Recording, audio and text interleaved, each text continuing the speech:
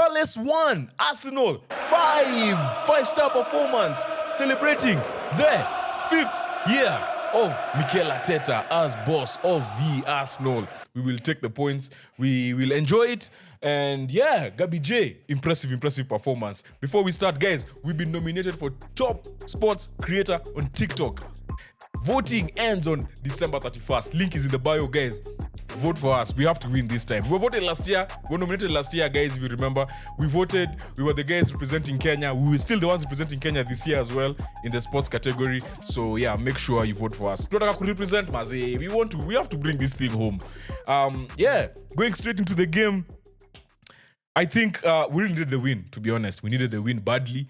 Because 2 draws, seeing how Man City is stuttering and you're not creating a gap was something that was really bothering me, to be honest. Because, so wako mbaya. And you never know. January, they might just end up signing another young guy called someone who looks like Rodri. And then he becomes another Rodri.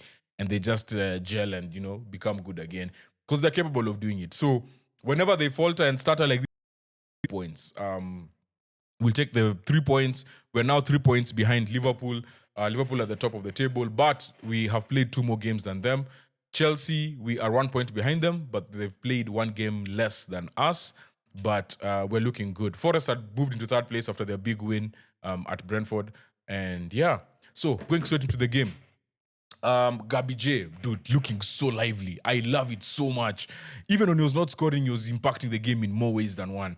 And I think that's the one thing he's been given in this team is the freedom to sort of express himself. And it's just that the last few months, it's not been coming off. And it's been affecting his confidence. But also he's someone who I think is self-aware. He knows he's not a goal scorer. And he's said it multiple times in interviews. But when he gets the goals, it just makes us a better team for sure.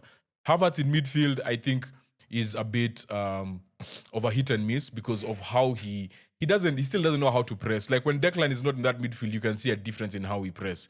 Trossard can really do a job there defensively. It's just that now he can't do both in that position. That's what Rice brings to this team. I really get why he was signed for that particular role. But all in all, Havertz, he really worked his socks off, which is typical, standard of him. You could tell at times when they are pressing, he'd really want to go and press. Then it's like he remembers he's playing in midfield, he's not playing striker. And then he has to, it happened twice, I think, towards the beginning of the match. And when we're on live, shout out to everyone who was on live, I was talking about how whenever you switch position like that, it really affects with your psyche, right? And even the things that you're normally used to doing. For example, when he plays striker, he's so used to be the one triggering the press. But when he moves to midfield, he has to wait for the trigger to be made, then he presses. If he doesn't do that, then he creates a space in midfield, yeah? So, still, and honestly, striker wetu hajakuwa akishine hivyo. Apart from him, this Gabby J has not been shining. So he has to play at striker. So he hasn't had reps in midfield. And the only way he can get better at it is just reps in midfield. The big loss was the injury to Bukayo. It looks like a nasty hamstring injury. Probably like a grade 2. We're looking at about 21 days. This guy is probably coming back in end of Jan. That one is, I think, best case scenario, maybe 2nd week of January. But I think, last week of Jan 2nd week of Jan is a realistic timeline, considering how it is. And the games are many, so we have to start seeing the likes of Sterling a bit more. I liked what Arteta did, moving Martinelli to the wing. And I was crying for him to go one-on-one on that wing because the one thing that, again, this is something that any team that plays a back 3 has to suffer from. When your fullback pushes forward, your center back now ends up defending wingers. And the one-on-one the first one-on-one he got, he created the 3rd goal, I believe, from the cross, and then Gabby's shot, and then Havertz scoring. So it's something that we need to keep doing if he's going to be playing on that wing, because I feel like there's certain options that we have. There's certain ways we can line up. The thing is, are we going to be effective in those positions? When you put Martinelli on the right wing and Trossard on the left, are we still going to be effective as a team, or would we have to attack by committee? It also affects our set pieces because now, Odegaard is taking them. That's not too much of a drop-off. I saw Martinelli taking the ones on the right because Rice was on the bench. Speaking of Rice came on with so much energy. He got an assist for Martinelli's goal. He got the 5th goal as well. He really he brought legs into that midfield. And it was at a crucial time because at 3-1, if they make it 3-2, for those of you who watched the midweek game, at 3-2, things just looked a bit dicey. Like, Crystal Palace didn't get a chance at the Emirates after it was 3-2, like a clear, genuine chance. But it gives you a lot of anxiety, yeah, and nervousness. So that was a crucial goal, I believe, to make it 4, the Martinelli goal, and it all came from Rice. And his 5th goal, the touch, like his touch to, like, there's some things I'm seeing about Rice I did not see of him at West Ham. The first one obviously is the set pieces. This one, like his touch to shoot was immaculate. Gabi J, yeah, was really good. I've already mentioned it. Very lively. Who else was impressive? I think Skelly did well. It's good to see him get a run of games. Calafiori came back, managed to play as well. Our defense, Saliba and Gabriel, today you guys looked a bit very shaky. Gabriel, you looked very good going forward. Hit the post, Nini, like a big threat. Even got an assist. Very big threat on the set pieces as always. But defensively, Saliba, there's a mistake he made and he just gave the ball to, I think it was Mateta, and he just missed. Because those are the chances where I make it 2-2 again, it's a game and a half. Make it 3-2, it's a game and a half. So, yeah, we need to tighten up at the back.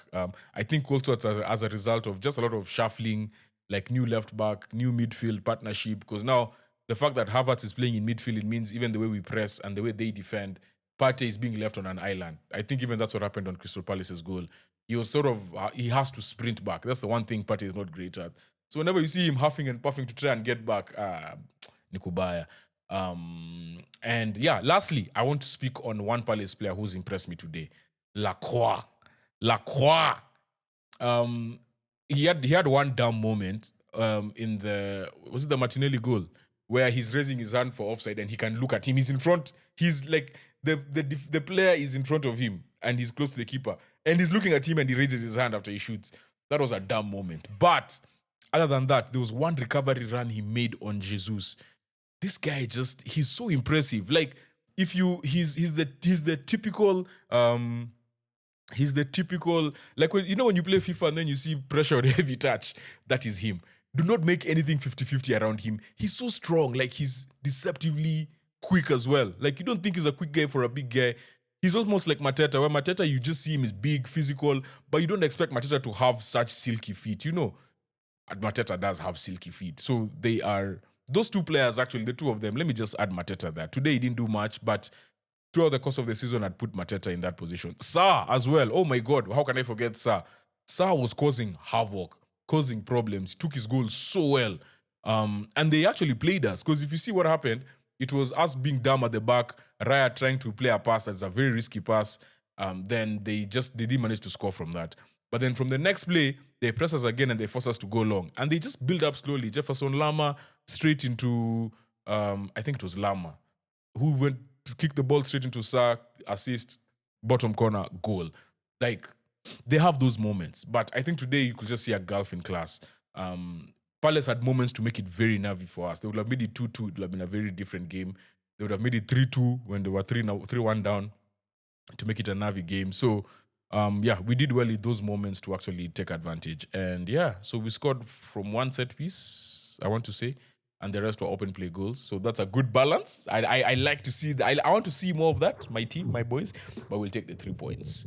London Derby, victory. Let's get it.